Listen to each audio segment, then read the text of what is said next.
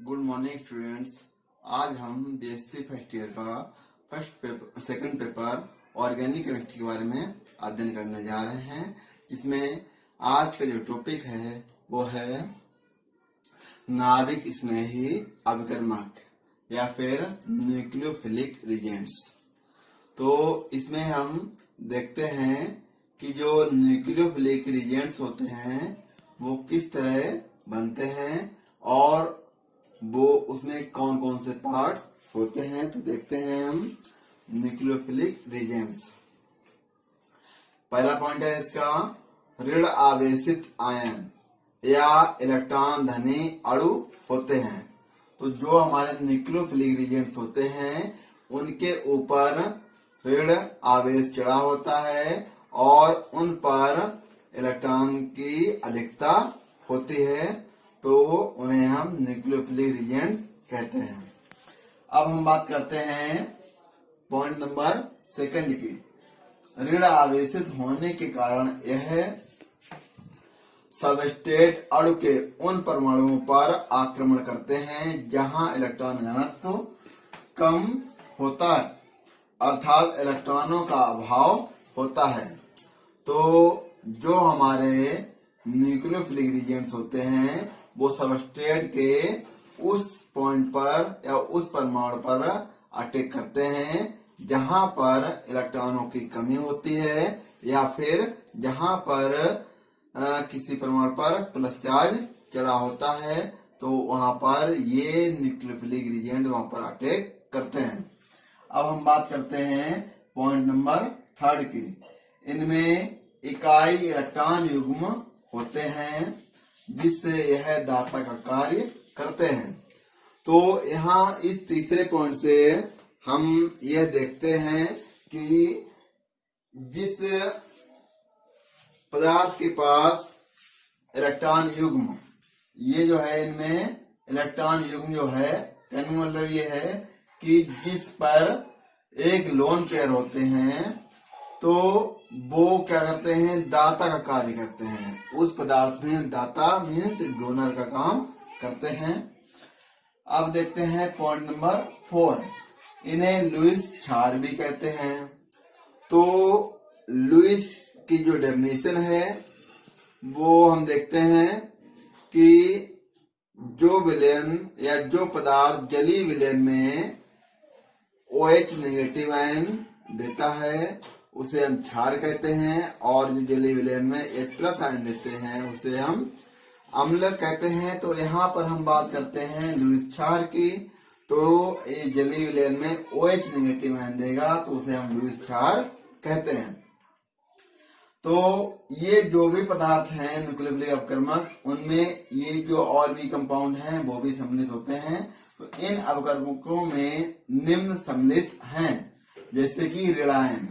सबसे पहले जिस एटम या मॉलिक्यूल पर ऋण आवेश होता है वो न्यूक्लियोफिलिक रिजेंट की भांति कार्य करता है। तो सबसे पहले यहाँ देखते हैं कि C के ऊपर ऋण आवेश है तो ये कहलाएगा कार्बन आयन, और ये जो NH2 के ऊपर नेगेटिव और CN के ऊपर negative, SO single bond O3H, और यहाँ पर जो भी हाइड्रोजन है हमारे क्लोराइड, ब्रोमाइड, आयोडाइड और ये एल्कोक्साइड, ये सारे हमारे क्या हैं कि जो न्यूक्लियोफिलिक रिजेंट्स हैं उनके अंतर्गत ये कार्य करते हैं।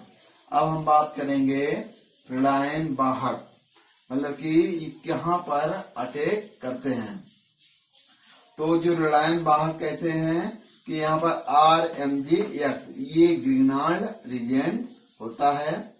तो ये भी इसमें न्यूक्लियोफिलिक रिजेंट की भांति कार्य यहाँ पर करेगा। ये जो है हमारा Li single bond AlH4 lithium aluminium tetra hydride जो है ये भी हमारा इसी के अंतर्गत आएगा, और एक सिंगल बॉन्ड H, क्योंकि इसका एक जाएगा तो एक नेगेटिव एक प्लस हो जाता है। यहाँ पर एल्कीन, जो एल्कीन है वो भी न्यूक्लियोफिलिक रिजेंट की भांति यहाँ पर, मतलब कि जो न्यूक्लियोफिलिक इस पर अटैक करेगा आकर उसकी बात ये कार्य करता है। तो इसको हम देखते हैं।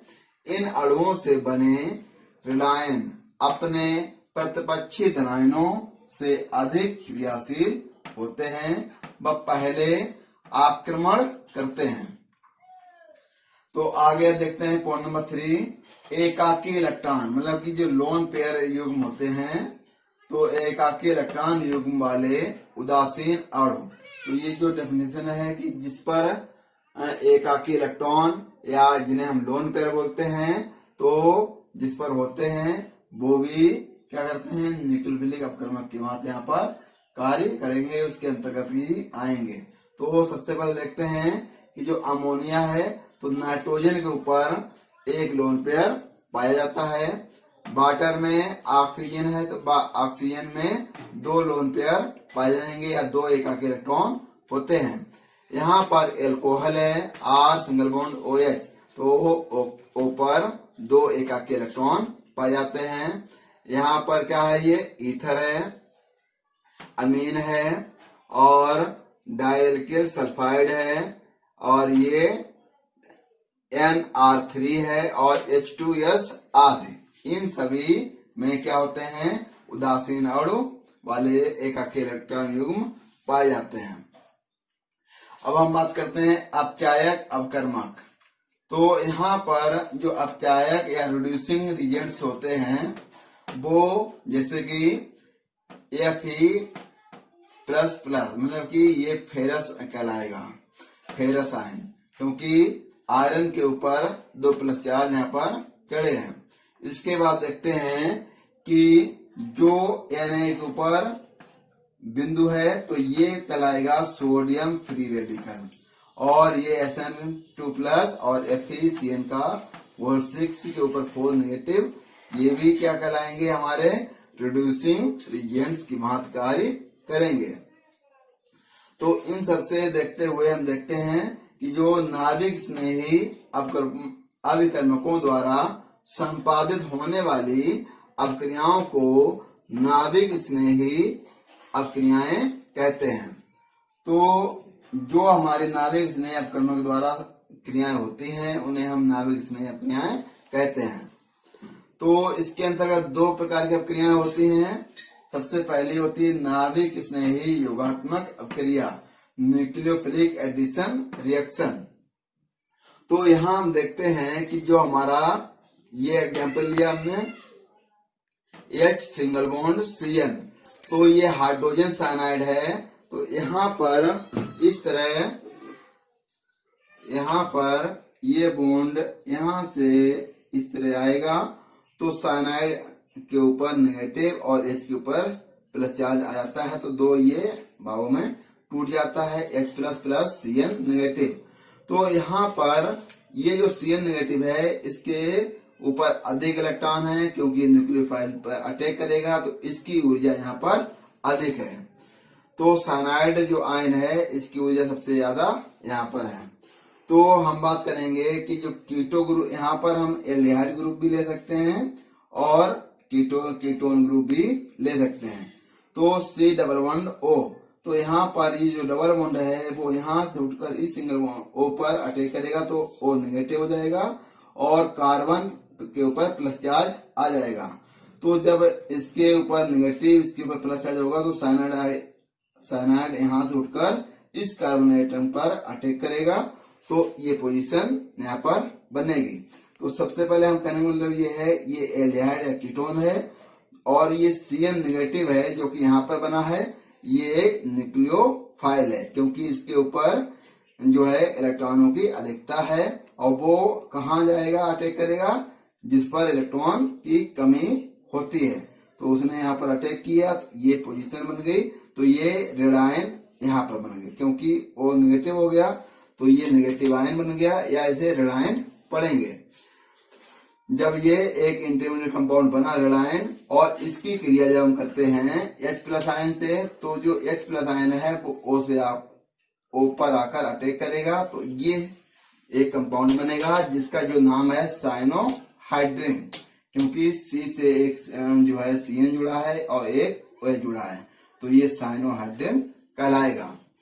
तो अगली रिएक्शन देखते हैं। ये तो हमारी होगी नाभिक स्नेही योगात्मक अपक्रिया, जिसमें जो प्रोडक्ट प्राप्त हुआ हमें वो है साइनोहाइड्रिन। अब हम बात करेंगे नाभिक स्नेही प्रतिस्थापन अपक्रिया, न्यूक्लियोफिलिक सब्स्टिट्यूशन रिएक्शन। तो यहां हम देखते हैं कि जो न्यूक्लियोफाइल है हमारा, जो कि एक बेस होता है या लुईस क्षार होता है OH, तो यहाँ पर ये इसके ऊपर नेगेटिव आयन होता है और इसकी जो क्रिया होती है हम किससे करते हैं, एल्किल हैलाइड से, R single bond X, alkyl halide से जब करते हैं तो हमें R जो है ये प्लस हो जाएगा, ये नेगेटिव हो जाता है। यहां से इस तरह ये बॉन्ड इस तरह यहां से ब्रेक होगा इस तरह, तो X के ऊपर नेगेटिव हो जाएगा और R के ऊपर प्लस। जैसे ही R के ऊपर प्लस होगा ये जो OH है वो आकर इस पर अटैक करेगा, तो यहाँ पर ROH बना, जो कि ROH क्या है, हमारा एल्कोहल का सूत्र होता है। ROH एल्कोहल है और X नेगेटिव या हैलाइड आयन यहाँ से बाहर हो गया। तो जो नाभिक स्नेही अपक्रिया हैं वो दो प्रकार की यहाँ पर हैं, नाभिक स्नेही योगात्मक अपक्रिया और नाभिक स्नेही प्रतिस्थापन अपक्रिया। दोनों को हमने एग्जाम्पल देकर समझाया है और उनकी सबकी जो है ये सारी कंडीशन वहां पर होनी चाहिए, ये सभी चीजें होनी चाहिए, तब जाके लास्ट में हमें दो प्रकार के यहाँ पर नाभिक स्नेही अपक्रियाएं हमें प्राप्त होती हैं। तो इस तरह हमने जो है नाभिक स्नेही प्रतिस्थापन अपक्रिया या नाभिक स्नेही अपकर्मक का आज हमने अध्ययन किया। Thank you for watching.